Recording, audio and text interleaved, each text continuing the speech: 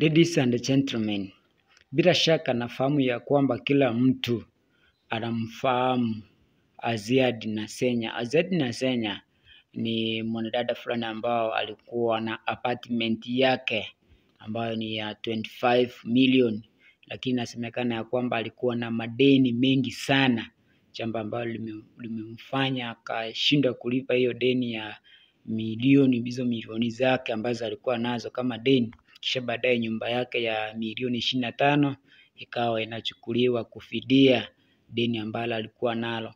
Lakini taarifa ambayo imejitokeza kutoka kwa madola ama pesa, amefichua siri moja. Anasema ya kwamba Aziad alimuomba madola mapesa aweze kumsaidia na issue nzima ya nyumba yake. Hii ni baada ya nyumba ya Aziad kuchukuliwa kwa sababu amekosa kulipa deni ambalo alikuwa ameomba.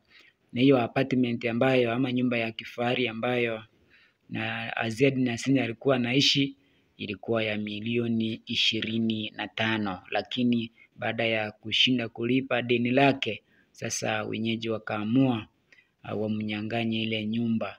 Kipindi ambacho wananyang'anya nyumba, ndio madola mapesa amesema ya kwamba Aziad Nasenya aliweza kumtafuta na kumuomba eti amsaidie kutatua shida hiyo, lakini hatujaambiwa ya kwamba kama amemsaidia ama bado. Lakini ni kweli ni kwamba mwenzetu anapitia hali ngumu, nyumba yake inakaa kuchukuliwa kwa sababu hajapata pesa ya kufidia deni lake ama kulipa deni lake.